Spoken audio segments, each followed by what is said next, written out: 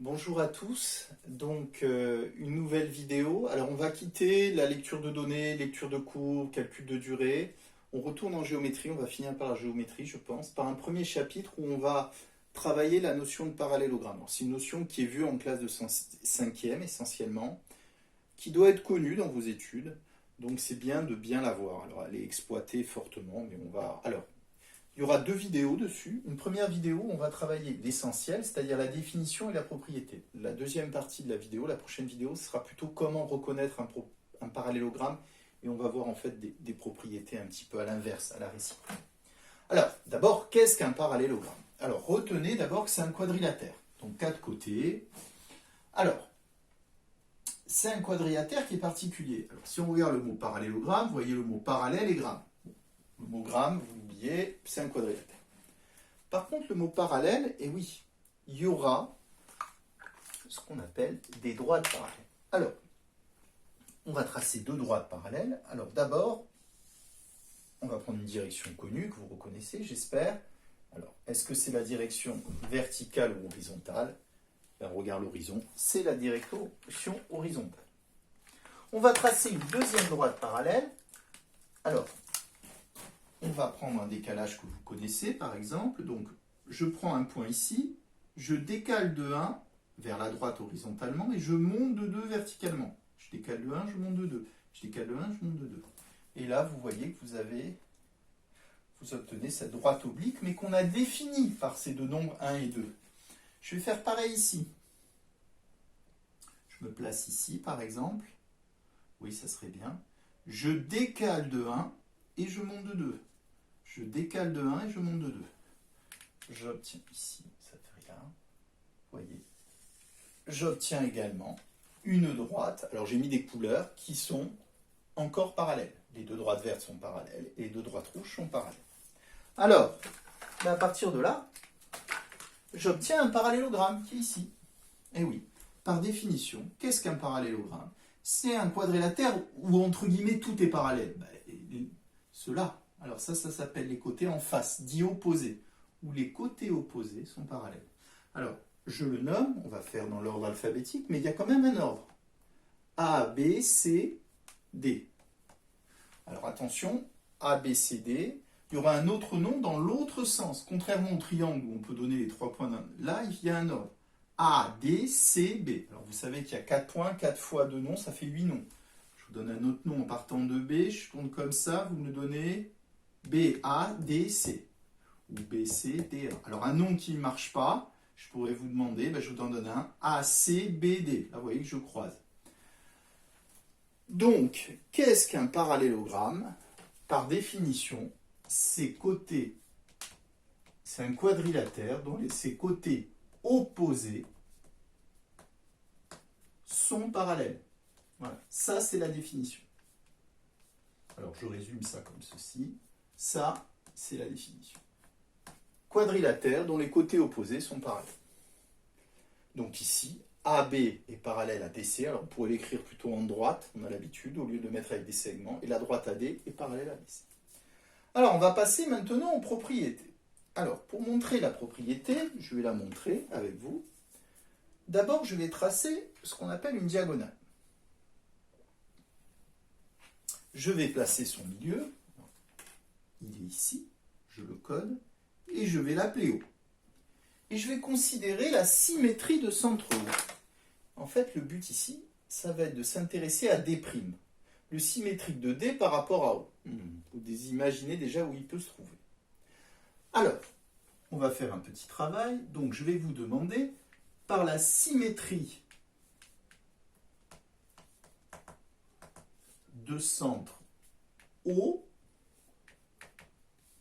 alors, vous allez me dire, alors je vous rappelle, c'est une symétrie centrale. Je vous rappelle, on reporte la longueur, le centre et le milieu d'un point et son image ou son symétrique. Quel est le symétrique de A? Ça, vous pouvez le faire tout seul.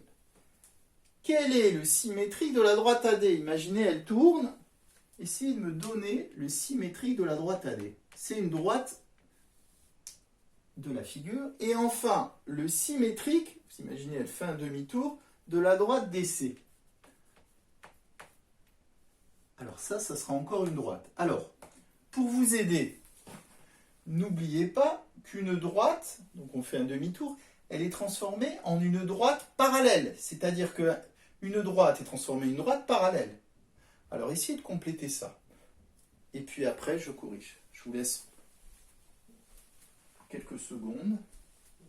Allez-y.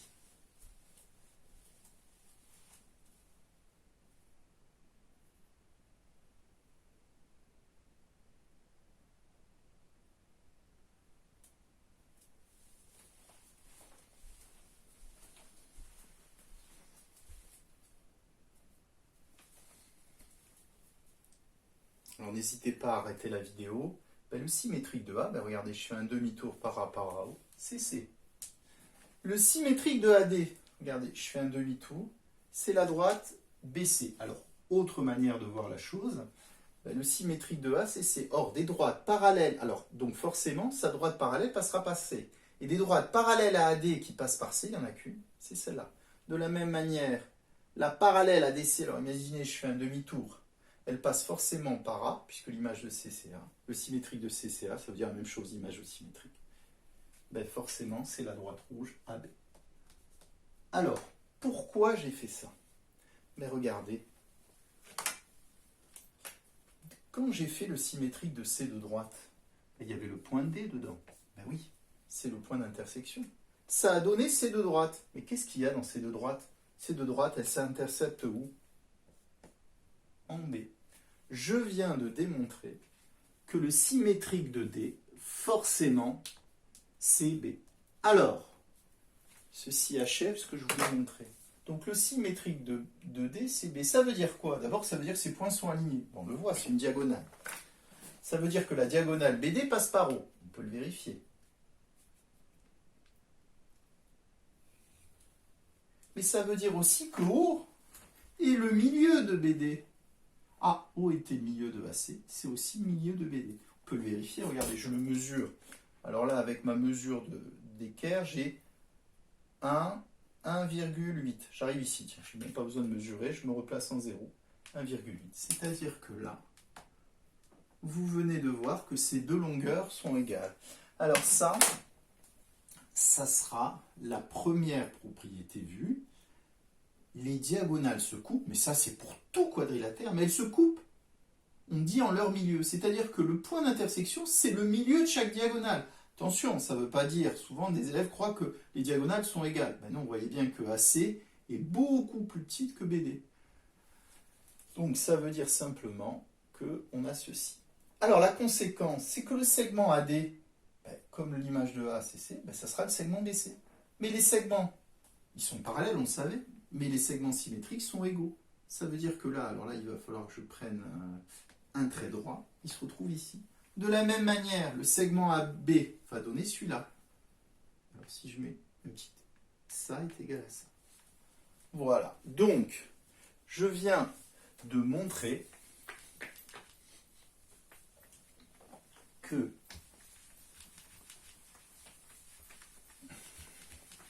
deux propriétés du parallélogramme, donc j'écris propriété. Alors, on dira, alors, ces côtés en face, on dit opposés. Donc la première propriété, les côtés opposés, alors ils sont plus parallèles par définition, mais ils sont égaux, ou de même longueur. Alors Et la seconde propriété, c'est que les diagonales ont le même milieu. Alors elles se coupent au point, on dit qu'elles se coupent en leur milieu, mais je vais dire pour l'instant, les diagonales ont le même milieu. Et c'est le point où elles s'interceptent. On dit qu'elles se coupent en leur milieu. Voilà la seconde propriété. Alors, je vais faire un petit exercice. Imaginez, je vous donne AD égale 5 cm. C'est un croquis, hein. AO 2,5 cm. BD 11 cm. Et je vais vous demander de calculer entre guillemets, parce qu'il n'y a pas forcément des calculs, on en déduit. Dites-moi combien vaut BC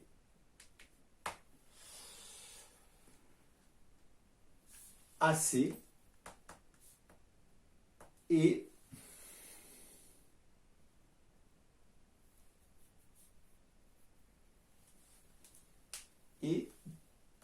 OB. Voilà. Calculez-moi ceci. Allez essayer de voir un petit peu combien valent ces trois longueurs.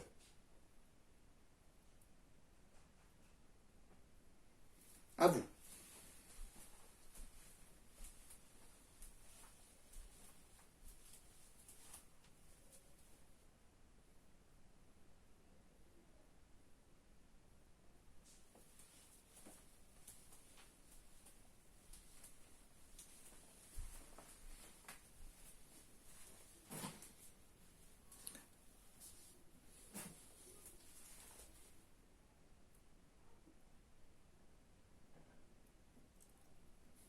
Alors n'hésitez pas à arrêter la vidéo, hein.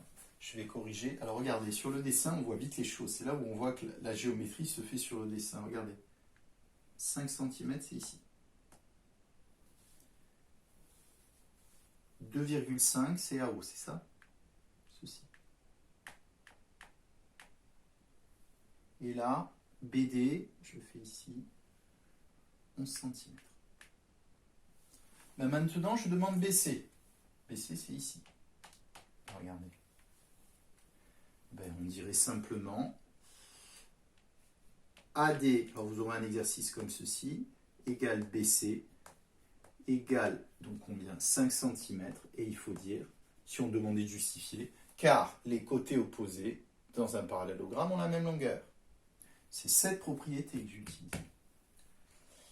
Maintenant, je vous demande de calculer AC. Ben, qu'est-ce que c'est AC? Ah ben AC, c'est 2 fois la longueur comme ceci. Alors longueur, ça ne se note pas entre crochets, mais sans rien. 2 fois la longueur AO. Ben oui, pourquoi? Parce que O, c'est l'intersection des diagonales, et c'est le milieu de chaque diagonale. Donc AO, on l'avait donné, c'est 2 fois 2,5. On trouve encore 5 cm. Dernier calcul. Donc on avait BD qui valait 11 cm. On vous demandait de calculer OB. OB, c'est ici. Ben, toujours la même raison. O, c'est le milieu de BD, pardon, donc il suffit de faire diviser par 2. Donc on en déduit que OB égale donc la moitié de la diagonale, BD divisé par 2, et la moitié de 11, on change un peu de résultat, on ne va pas trouver 5, mais presque, c'est 5,5 cm. Ceci achève cette application des deux propriétés. Voilà, donc retenez bien, parallélogramme, tout est parallèle, définition, propriété, les côtés opposés sont parallèles, etc. Alors une dernière propriété, je vous l'ai dit oralement, je l'écrirai dans mon cours. En fait, si on fait une symétrie par rapport à O, ce segment va aller là, celui-là va aller là, celui-là va aller là, mais celui-là. En fait, tous les points tournent, mais le parallélogramme ne change pas. On dit que O est un centre, puisque quand on fait l'image de ABCD par la symétrie de centre O, c'est ABCD lui-même. Globalement, les points bougent, mais le parallélogramme ne change pas. On dit que O est un centre de symétrie de ce parallélogramme. Autre remarque, si je redresse les droits verts, je les mets à la verticale. Mais qu'est-ce qu'on obtient?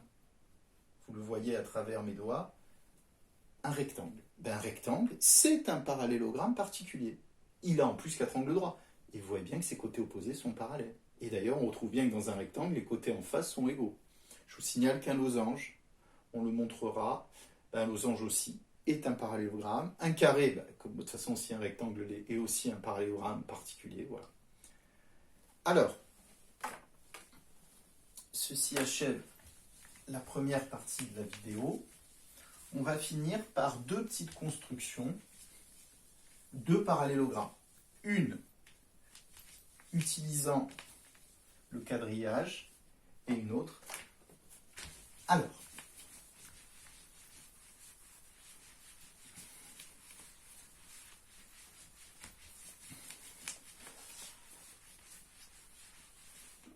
Alors ça, c'est un exercice que vous aurez à faire, donc N'hésitez pas à réécouter la vidéo pour bien pouvoir le faire.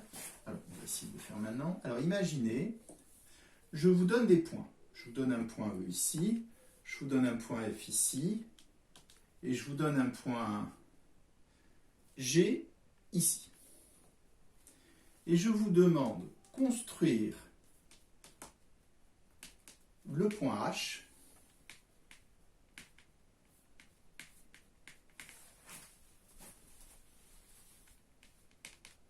tel que EFGH soit un parallélogramme. Ouf, j'y arrive.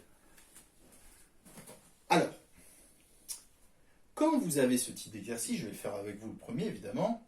Donc déjà, il faut bien voir l'ordre des points. E, F, G, H. Donc H, il est vers là. Il faut l'imaginer. Alors ce que vous pouvez faire, c'est déjà tracer les côtés que vous connaissez. EF est là. FG est là. Et puis H, il est vers là. Alors comment on va faire? Eh bien, on va s'intéresser au quadrillage. C'est-à-dire, si je vous demande combien y a-t-il de carreaux, alors en fait là, il faut faire le même segment ici. Le problème, c'est qu'on n'a pas l'inclinaison. On va céder du quadrillage. Mais regardez comment on va de F vers E. Je le mets ici. Je décale de 4 horizontalement. Et je descends de 1. Je vais faire pareil ici. Je vais décaler de 4 et je descends de 1. 4, 1. Ben mon point H. 4, 1. 4, 1, il est là. On vérifie. Entre guillemets. Alors déjà, première vérification, c'est clair qu'à l'œil nu, c'est un parallélogramme.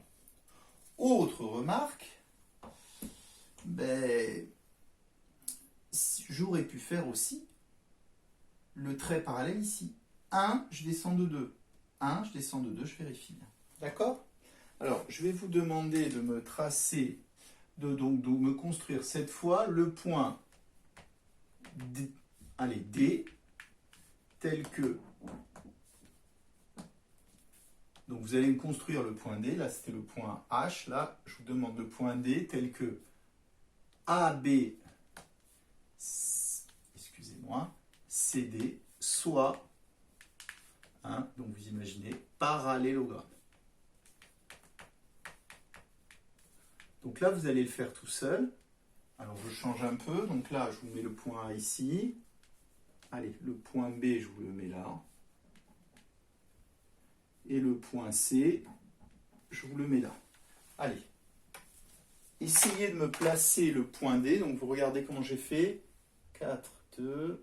Là j'ai avancé de 4, 1, pardon. 1, 2, 3, 4, 5, 2. 4, 1. Faites la figure et essayez de placer le point D. N'hésitez pas à tracer ça d'abord. Allez-y.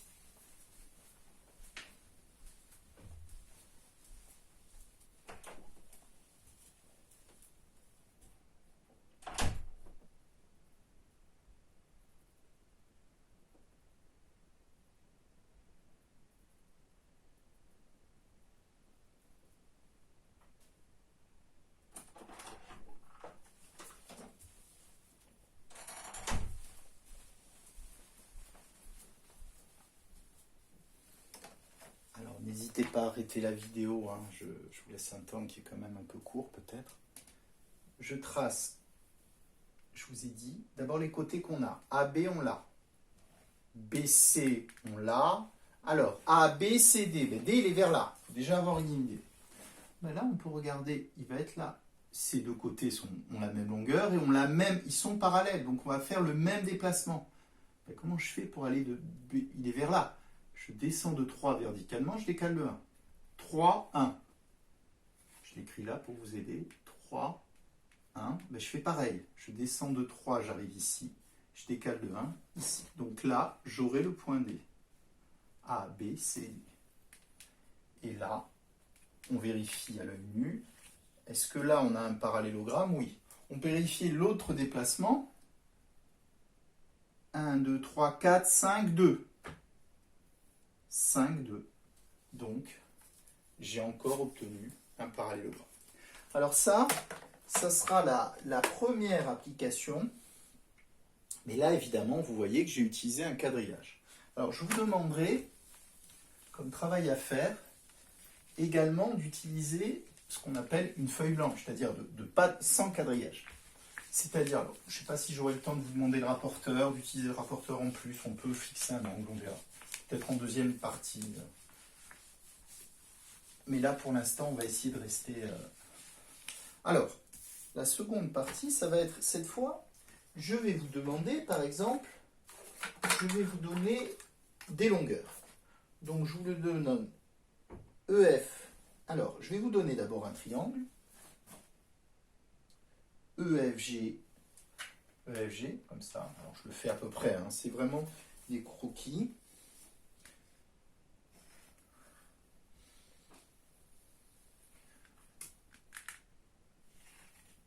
Alors, imaginez, je vous donne des longueurs. Là, je vous donne par exemple 5 cm. Là, je vous donne par exemple 6 cm. Et là, je vous donne 8 cm. Je vous donne E, F, G. Et là, même question. Construire le point H tel que E, F, donc vous avez compris, G, H, est un parallélogramme.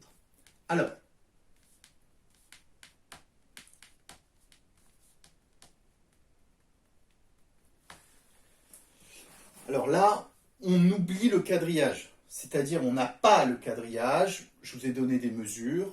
On n'a pas de quadrillage. Le problème, c'est comme s'il y avait une feuille blanche. Qu'est-ce qu'on peut faire? Eh bien, retenez que là, il faut déjà deviner où est ce point H. EF, donc vous voyez, l'ordre des points est important. EF, GH, il est vers la H. On va dire il est vers la H, mais on ne sait pas où. Ben, l'outil, retenez qu'il y a un premier outil à utiliser. C'est un outil où on reporte des longueurs. Ben, quel est l'outil qui reporte des longueurs? Vous avez la raie graduée. Et vous avez un autre outil qui reporte des longueurs. C'est le compas. Donc je vous dirai comme indication, COM, hein, évidemment, puisqu'il y a un P, MBP, OM. Alors, eh bien là, on va utiliser le compas. Eh oui, parce que vous savez que dans un quadrilatère, les côtés opposés sont égales. Donc là, on a cette longueur-là, qui est la même que celle-là. Donc là, je reporte ici, vous voyez. Tac, tac. De la même manière, ce côté-là, EF, ben, il est égal à GH.